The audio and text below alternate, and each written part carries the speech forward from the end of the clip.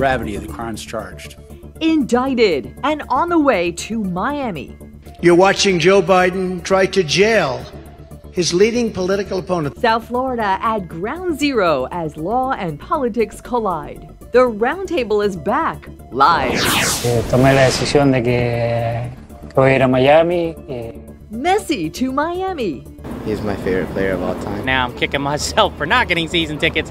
Messy situation at the Fort Lauderdale Stadium. They will have to have made alternative arrangements for their patrons to park. The commissioner with us live. What was represented to them, what they were told. More Florida migrant flights. Ya llegamos a California, gracias a Dios. This time to Sacramento.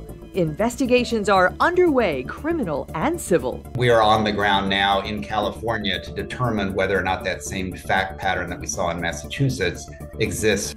All live, the big news of the week, all eyes on South Florida, this week in South Florida. Good Sunday morning. I'm Glenna Milberg. Once again, South Florida is about to become the center of the news universe. The history-making 37-count indictment against a former president of the United States lands at the federal courthouse in Miami in about 48 hours. The indictment, unsealed Friday, outlines charges and evidence that Donald Trump unlawfully kept classified documents and then tried to cover it up and cover up the wrongdoing that potentially endangered the security of the United States and those in service to protect and defend. Today, we will look at it all from a South Florida lens. That's what we do here, with a group deep in the weeds with South Florida crime and politics. Some introductions first. Marc Caputo is national political reporter for a new publication called The Messenger, nationwide publication. Dick Gregorie retired from the U.S. Attorney's Office a few years ago after several decades prosecuting some of the highest profile defendants to come through Miami Federal Court. Barbara Llanes is a former federal prosecutor as well, both in public corruption in New Jersey and then with DOJ in Mexico, and is now in private practice. It is so great to have everyone here at the table for our first real roundtable since COVID. So welcome. So I want to first get to like a real South Florida look at what is going on, because all the nationals and all the cables talk about this over the weekend. Dick, let's start with you. Why Miami? Why is this in Miami? Well, this case primarily happened at Mar-a-Lago, which is in Palm Beach County. And I think you have to understand the local rules here a little bit. Cases that happen where the Palm Beach courthouse is the counties there would bring a case to the Palm Beach courthouse. Southern District. Southern District of Florida. It has to be in the Southern District of Florida, but they divide the cases up, Key West, Miami, Fort Lauderdale, Palm Beach, and Fort Pierce. This is this is not a Fort Pierce case, it's a Palm Beach case, but one of the judges that's assigned to that northern division is Judge Cannon, and it appears the case has been assigned there. But the defendant is being brought to Miami for his first appearance. On Tuesday. On Tuesday. All about that. Yes. Mark, you were saying before the show, you've seen evidence it will be in Fort Pierce eventually? Well, we've gotten some indication, to Dick's point about the rules. Though it's a Palm Beach County case, in the Southern District's rules, a judge that's adjacent to the division where it is can take the case if the judges in that division are too busy. And in this case, that's Judge Cannon, and she's based in Fort Pierce. We also have word from inside the Southern District that they are preparing for the trial to be in Fort Pierce. And the Trump campaign and the Trump legal team, to the degree that they're segregable, both believe that it's going to be tried in Fort Pierce. But then some people think Miami. No one seemed to really know. And so those of us in news are saying, no, darn, not Fort Pierce.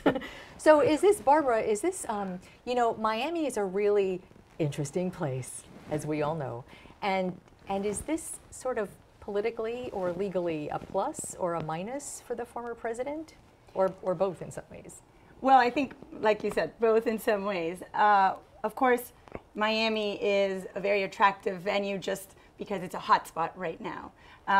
But one of the things that's unique about Miami in terms of federal districts, it's that the cases tend to move quickly. once a case is indicted, unlike in other districts where there's more of a tendency to have continuances, in Miami, which is sort of by some known as the rocket docket district, things tend to move more quickly. Of course, we all expect Trump's team to fight everything and appeal everything, and so that's probably going to prolong the process.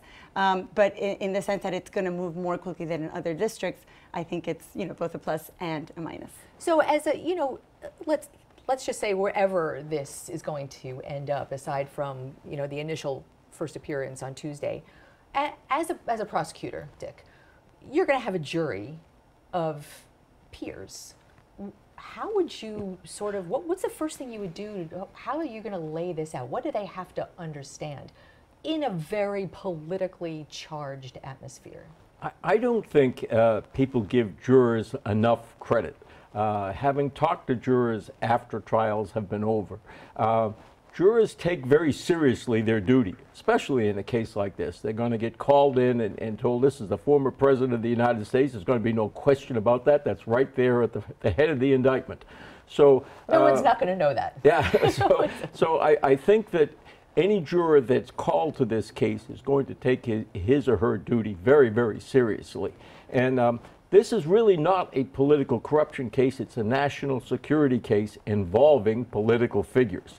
And it's very interesting to take a look at this. I know there's been a lot of complaint that the president says, oh, they're treating me unusually. I'm a special character. But that's not the case at all. If you look at this poor military guy that was arrested in Massachusetts, the U.S. military went out with armed soldiers and arrested this guy. He was thrown in jail and he hasn't seen the light of day since. So President Trump was sent a summons and asked, please come in next Tuesday to show whether you're going to be arraigned or not. Well, we kind of saw, it was state court in New York, not federal court, but we saw this process play out in President Trump when he was indicted in New York State. The process was what the process was. The special arrangements were for security as such, right? I mean, you were there. I wasn't in New York for that. Oh, you weren't in New York? I was not, no. I missed that one. I was in New York. I thought you were there with us. No, everyone seemed to be. Everyone else was in New York. I'm as the political reporter here, when Dick says, like, some people don't give jurors enough credit, I'm among them who probably don't give jurors enough credit, so to speak. Well, let me tell you, I was a juror, so I will tell you firsthand, there are some you can give complete credit to and some you can't. And that's the thing, is that the prosecution ultimately needs to win 12 votes, like unanimous decision. Yeah. And generally your jury pool is going to reflect your county. And so you look at how people voted in Miami-Dade County.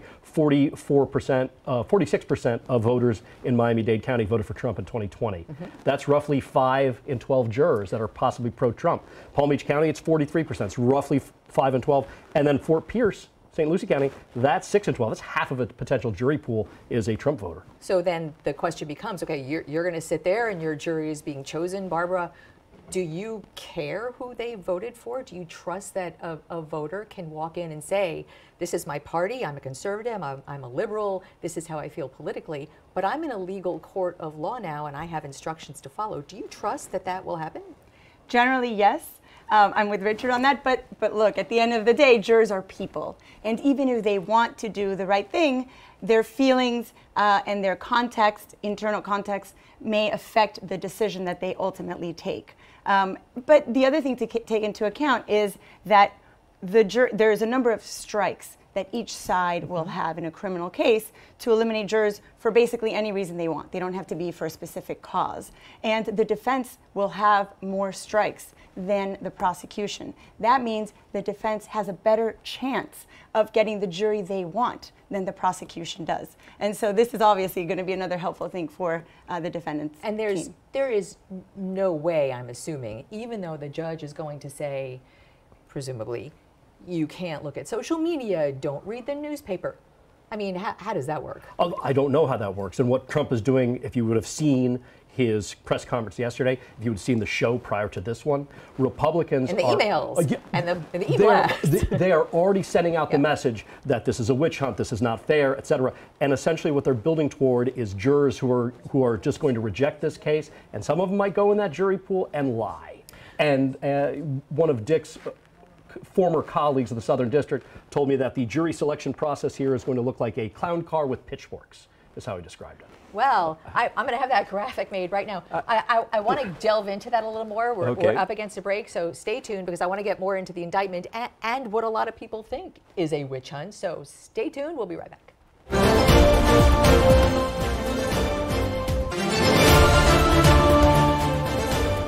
We are back with the roundtable. Former prosecutor Barbara Llanes, Marc Caputo, ace political reporter for The Messenger, Dick Gregorie, also retired big-time Miami former prosecutor with some of the really amazing cases over the years.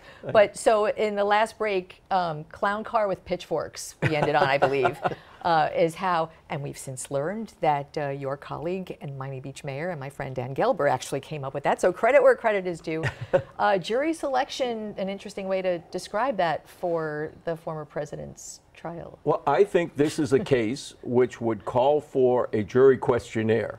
So if the clerk's office does this the way I would want to see it done, they will send a questionnaire which will be agreed upon by both sides. And you'll probably get a very large number of potential jurors who will receive it. Having done cases with questionnaires before, they'll have to be reviewed, and a number of jurors will be knocked out from their immediate answers. With what's your first question? Well, the question would be, are you able to sit fairly on this case, knowing nothing more than the fact that there's been an indictment? You know, there are a number of people who are going to say, I'm so politically involved in this case that I couldn't rule fairly on it. The thing is, you rely on jurors to be truthful, to answer these things. They're told in the questionnaire that they're being asked these questions under oath. You know, they're being asked to be truthful. This is the district where we tried Falcone and Magluta and had 3 jurors bought and paid for who pled guilty to taking bribes. So it's not that it's an impossible place to find people who will lie to you. On the other hand, the cocaine cowboys days you're talking about. So the Miami story, file that under Miami stories, and we can have like a 4-hour show on we the rest of those. We would have to take a week for that. Do you think? I want to get into the actual indictment, but Barbara, do you think there are jurors, in my experience, twice being on a jury, and some of the most fascinating experiences of my life, anyone who tries to get out of it is making a huge mistake, but they do. Do you think this is one of those cases where people are going to want to try to get into it? Mm-hmm. There will be people who are fascinated by the case, and they're going to try to construct their answers so that they can be part of the jury pool. And there are people who are going to want to have nothing to do with this case. Right. I mean, I don't know if this is going to ultimately be an anonymous jury, but if you're a juror on this case and you think it's appropriate to convict or not convict, either way, you're going to have a situation that in your personal life, maybe in your professional life, you might be affected. So you may not want to be on the jury. So I think we're going to have both. I think she points out a good point, which is that whoever wants to be on this jury should be looked at with suspicion.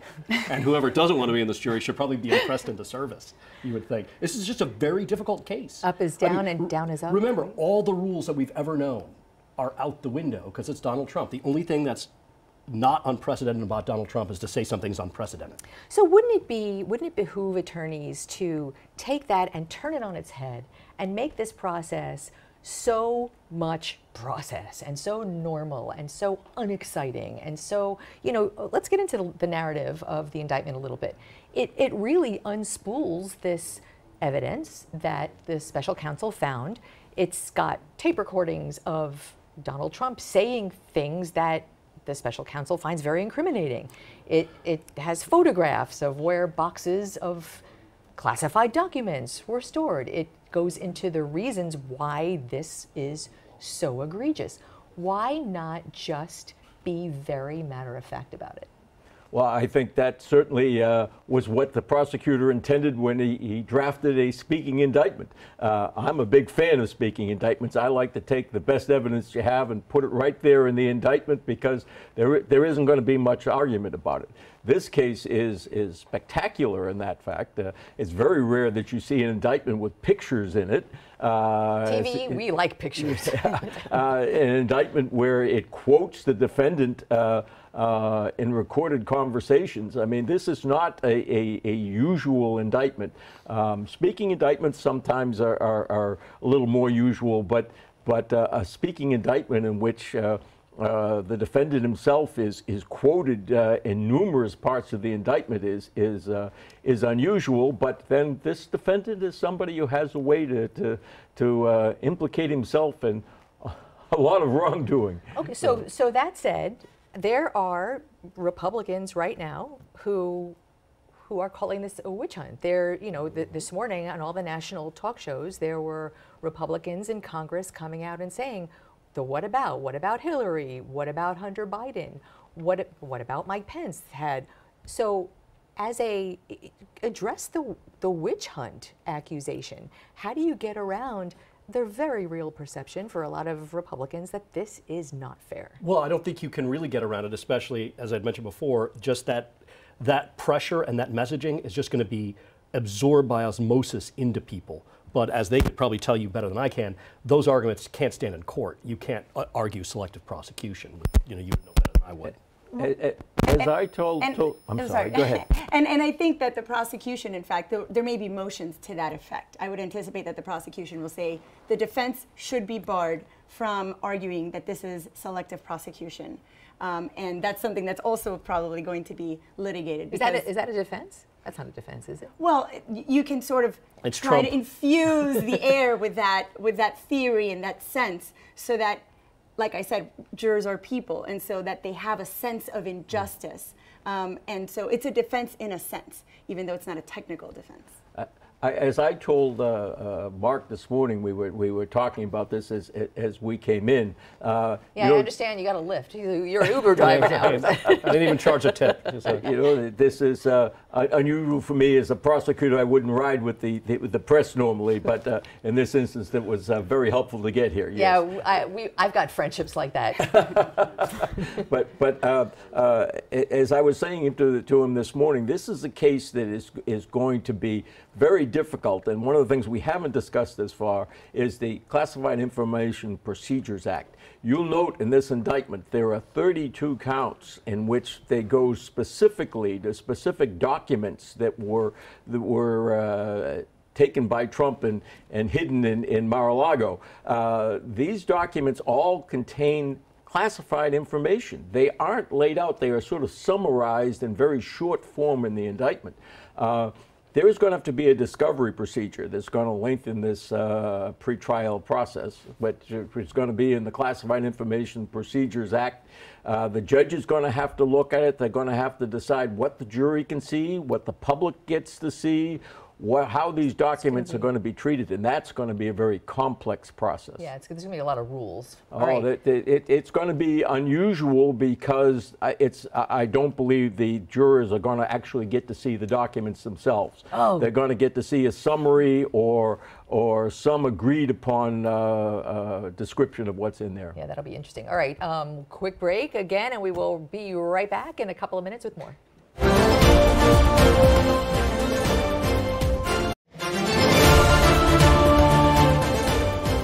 Back again for our final segment of Roundtable with Marc Caputo, political reporter for The Messenger, Barbara Llanes, Dick Gregorie, former prosecutors. Barbara, what is the possible motive here? I'm reading, we're studying, we're looking at evidence. We've covered Donald Trump, but why? Why would he have not only brought back all of those documents, hid them, showed them to at least a writer and a publisher and a former PAC representative? Why? That is a question on everyone's mind and that all of us would like to have answered. I would just say hubris. I think former President Trump just believed that he should have these. Whether that was legal or not legal didn't matter.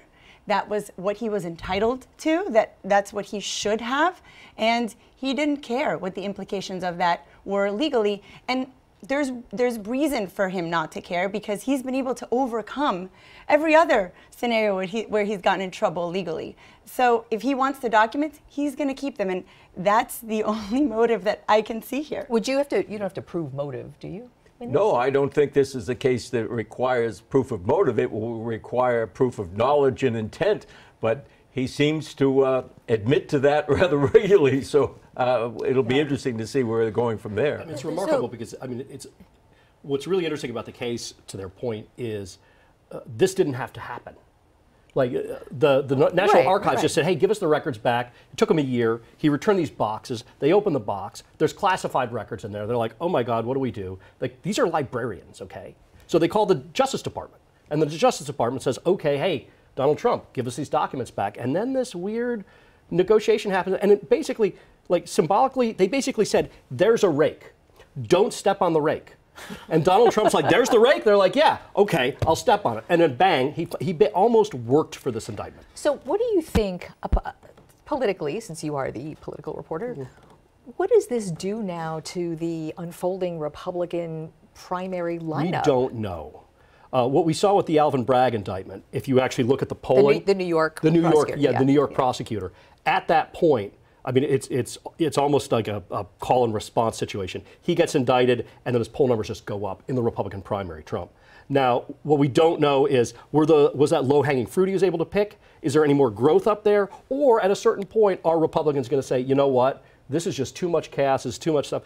Alvin Bragg, in the view of a lot of people, was a problematic prosecution that he's bringing. Yeah. There are far fewer people who see this as a problematic prosecution.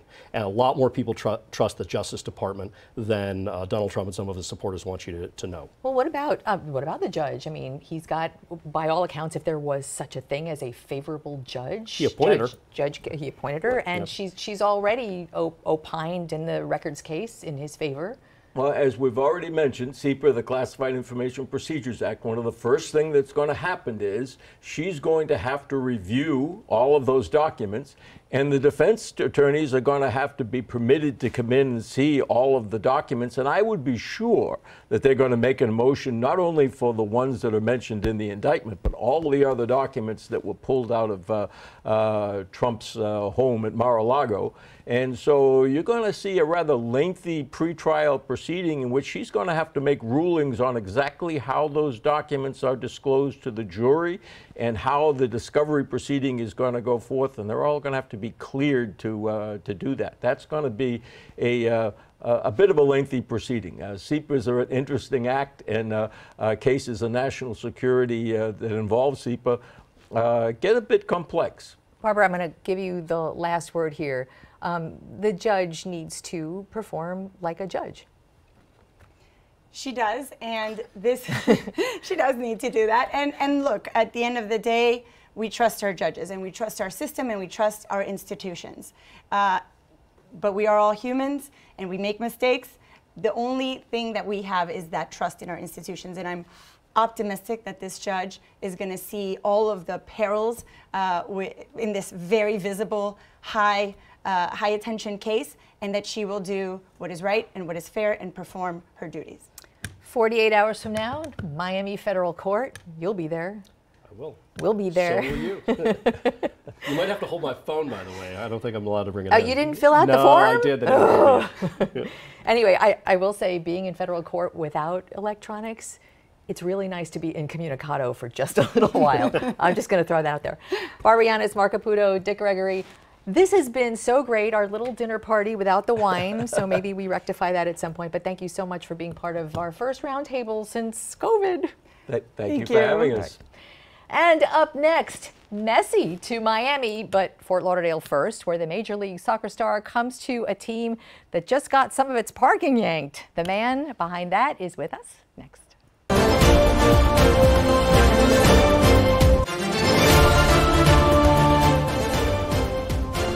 If you felt the earth shift beneath you this week, it might have been this. Tomé la decisión de que voy a ir a Miami. He's coming to Miami. The crown prince of Major League Soccer, Lionel Messi, confirmed he's taking his talents to South Beach. Actually, enter Miami, CF, but really at the moment Fort Lauderdale, where the team plays, while their new home stadium at Miami Freedom Park comes to fruition at some point. Ticket prices jumped for the games starting next month. South Florida's sports industry high-fived the possibilities of a soccer stardom, and that included Fort Lauderdale officials, who are also, right now, in a bit of a standoff with the team. Owners soccer superstar David Beckham and Miami billionaire businessman Jorge Mas have not paid more than $1 million in permitting fees or fulfilled a promise to build a public park at the Fort Lauderdale Stadium. So the city took back some of its parking. John Herbst is the city commissioner for that district that includes the stadium, who inherited the years-long dealings when he was elected last fall. And John Herbst is with us live today. So nice to see you, John. Thanks for being on the program. Good morning. Happy to be here. Thank you. So bring us up to date on this parking lot standoff, which happened actually before Lionel Messi said, "I'm coming to Miami." Have you heard now from fans or from constituents? What set that scene for us?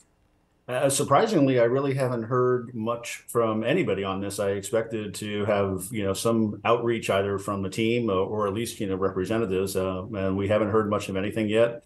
I've seen a little bit of commentary online, but most of that is focused on encouraging the team to get its stadium built down in Miami, because that's where most of the fan base comes from to begin with. So I think folks are excited to have that project move forward, so they'll not have to drive to Fort Lauderdale to come to the games. And yet, here we are, and here comes the summer, and I mean, we've seen here in the newsroom that interest and participation have skyrocketed. Tickets that were less than $100 are now going for $600 and $700 for the matches. Just so we get all of our facts right and bring people up to speed, it's not the parking fees are paid up by the team. It's not the parking fees for the parking lot. It's actually permitting fees for the building that was permitted and built 3 years ago. Is that right? That is correct. So, right, whenever you go to construct anything, you pull a permit, and when you pull a permit, you pay the fees for the permits that you're pulling at the time you get the permit. In this case, Miami Beckham never paid the fees up front, and they are still withholding payment on those fees several years later. It's a highly unusual situation. This has never happened that I'm aware of. Did they say why? Is there a reason? So what they are hoping for is that we will pay them the cost of demolition for the 2 existing buildings that were on the site when they took them over. And what they'd like to do is offset the cost of the demolition with some of the building permit fees. So basically,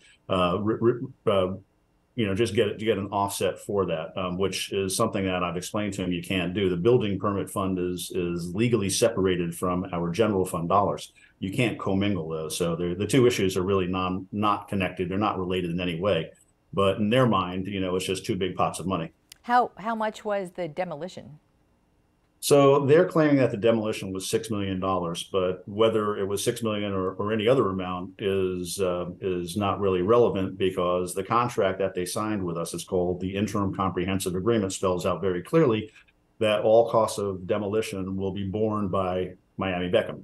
There is no obligation on the part of the city to fund any of that. I'll remind you and your listeners that they're getting 40 acres of prime property around our airport for $1 a year, and they pay no property taxes on it. Unlike their deal in Miami, where they're paying rent and they're paying property taxes, they have a sweetheart deal in Fort Lauderdale, which doesn't require them to pay anything. And so now they're not only are they not paying anything, they're actually asking the city to pay them, which is clearly unrealistic.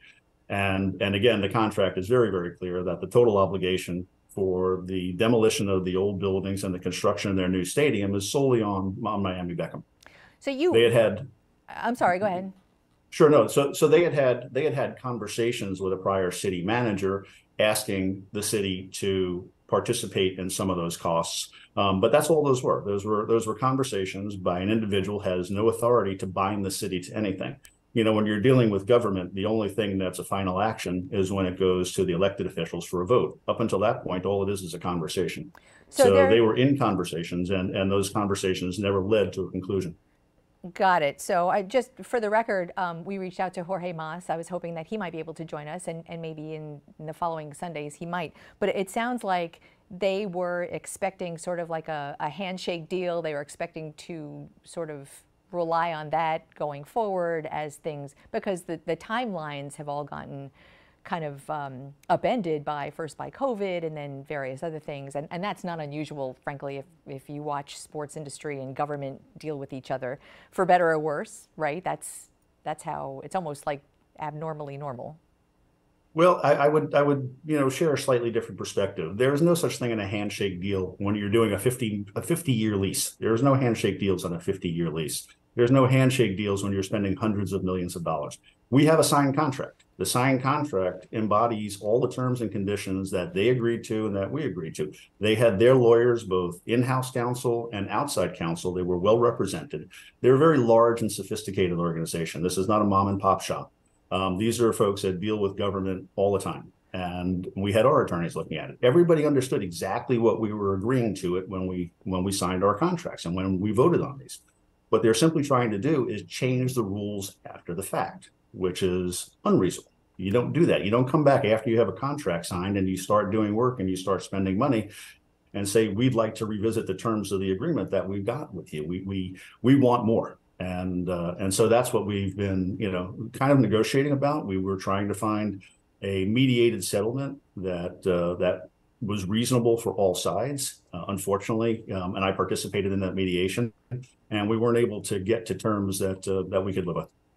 Let me ask you a question. We did try. We had a 9-hour mediation session. We did our best, but we simply couldn't bridge the gap. It was just too large.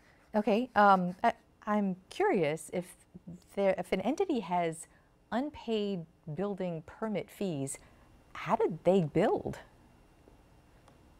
Well, they were under a very, very tight deadline to get the stadium constructed in order for them to meet the requirements of Major League Soccer to begin playing their next season. And so rather than wait for the full comprehensive agreement to be completed, they asked the city to put in an interim comprehensive agreement so that they could begin demolition of the two existing stadiums that were there and hasten the construction. So they moved forward with a lot of speed. They got their stadium done. It's a beautiful stadium, but they did not follow all the procedures that should have been followed in that process. And candidly, the city should have held them, to a greater level of diligence during that process. But we allowed them to move forward, never expecting that they were not going to come back and pay their bills. I mean, we simply never anticipated that. We thought we had reliable partners, and we moved forward in that spirit of partnership and collaboration. Is there any, are you expecting, let me ask you this way, are you expecting with Major League Soccer's undisputed largest star in the universe headed to this team, are you expecting any kind of public blowback, any kind of people asking you to soften up and let things play out a little differently, and maybe it will be a win-win for the team and the city and the fans? Sure, I wouldn't be surprised. I think my response to that, though, is if they have, and I know the numbers that I've seen floating around are in the neighborhood of $200 million a year. So, my response is if you have $200 million a year to pay one player, I think you have $1.3 million to pay your bills to the city. That's giving you a stadium for free. We're giving them, again, 40 acres for $1 a year for 50 years. I mean, that's unheard of. They're paying, I believe, $4.5 million to the city of Miami for the land that they're going to get there. They're paying property taxes. They're giving $25 million to the city of Miami to construct parks. Miami's got a good deal. We don't. John Herbst, I want people who might not know, not only are you a fairly new commissioner, but a very long time employee of the city of Fort Lauderdale as the auditor, which goes to a really hard line on the money stuff. So that's good context. That's my background. Yes, my background is finance. So I've got 40 years of finance. I have an investment banking background. I'm a CPA. I practiced in public accounting. So yeah, my whole professional life has been spent in finance and accounting and in the investment worlds, and it's what I know. And that's a big part of why I think the commission has tasked me with leading the negotiations because this is the area that I work in. I understand these deals. I participated in them, and I know that at the end of the day, there's a good deal for both the team and the city, and I've always approached collaboration with that in mind. We are so appreciative of your time, John Herbst, Commissioner for Fort Lauderdale. Thanks so much for being on the program, and keep in touch on this. Thank you. My pleasure. Enjoyed it. Look forward to watching it again. Thanks. Have a good day. You too. Up next, the Florida flights that took migrants from Texas to Sacramento. State contractors say they've helped them. Lawyers are on the ground thinking otherwise, and one of them is here next.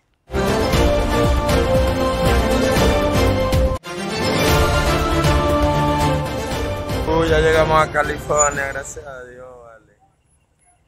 This time, the Florida state contractors who flew these migrants from border cities to Sacramento, California, they took video. They made it public, showing, they say, the process and their care. That transport followed the same MO as last fall's Florida-paid flights of 50 migrants from the southern border here to Martha's Vineyard.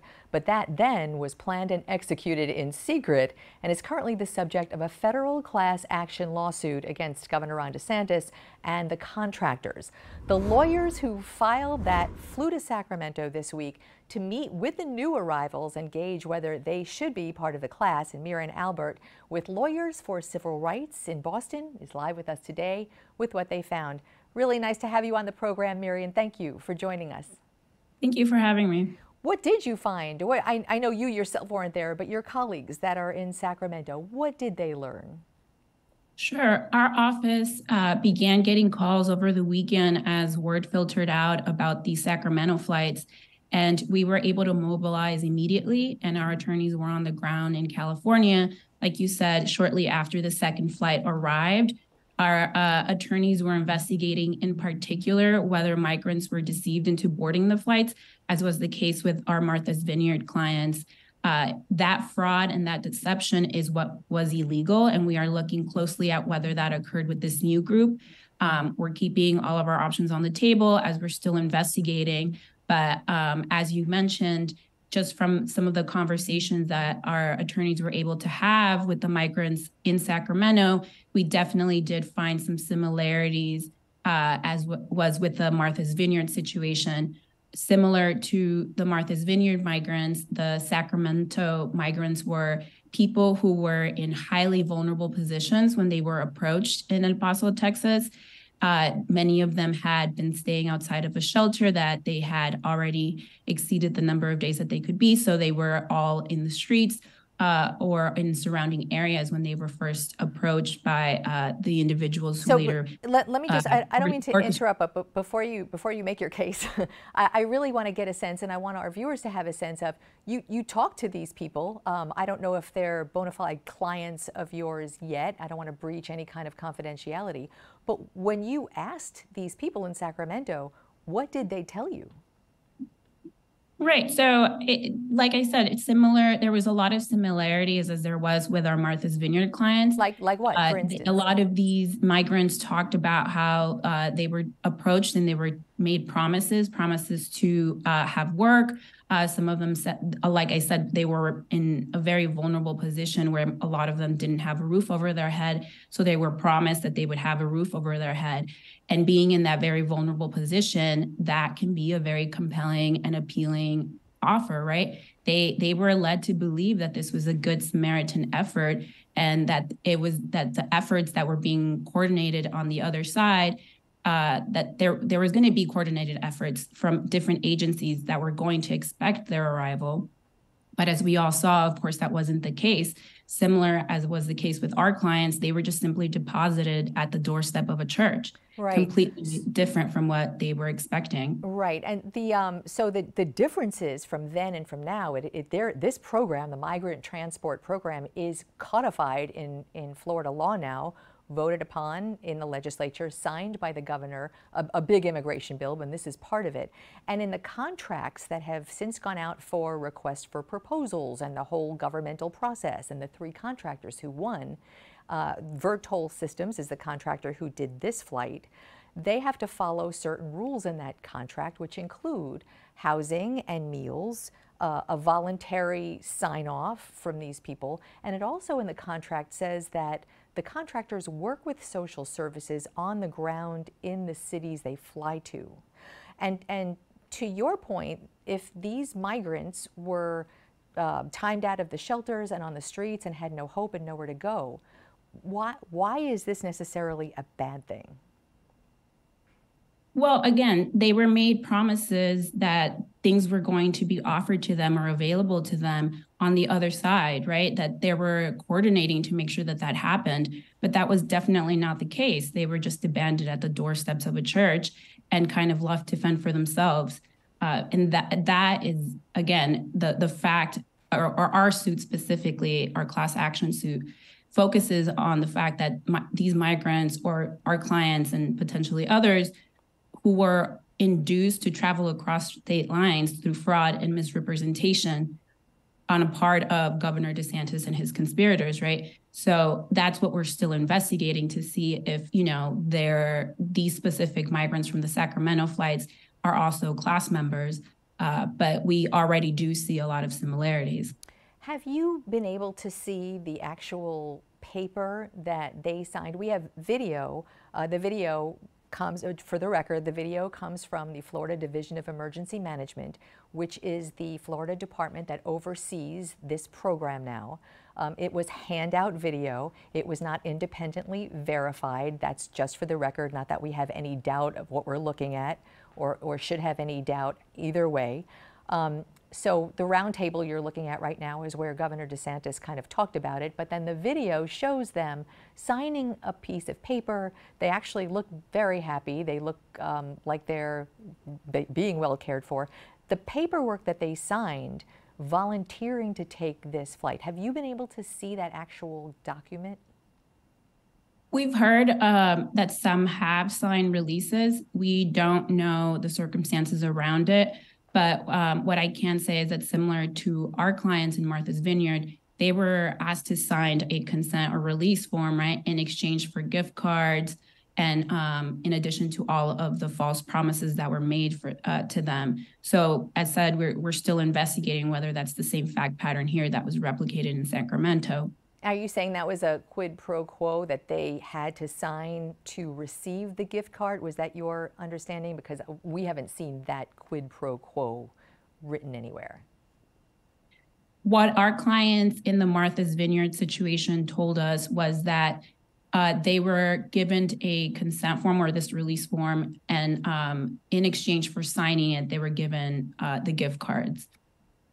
And does the fact that, unlike last fall, does the fact that it is now Florida law with rules and procedures and contractors and a budget, does that change anything in this case for the Sacramento group?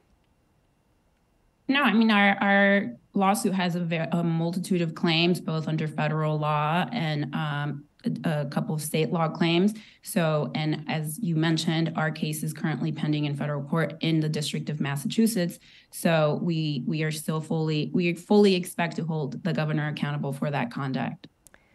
Mirian Albert with Lawyers for Civil Rights in Boston. Appreciate your time. Thank you for explaining some of those things to us. We'll be really looking forward to finding out what you find specifically with the Sacramento migrants, and I hope you'll keep in touch with us.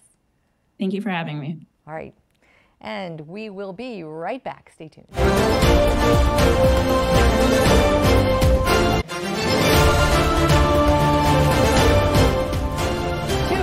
Watch today's interviews or roundtable or listen to the This Week in South Florida podcast. All you have to do is scan this QR code with your phone and it will take you right where you need to go, right to the This Week in South Florida section of local10.com. You know you are a big part of this program, and so please do connect. It's so easy on social media. Find and follow and reach out at Glenna WPLG. That's Facebook and Twitter and Instagram. As always, we thank you so much for being with us this hour. Remember, keep in touch.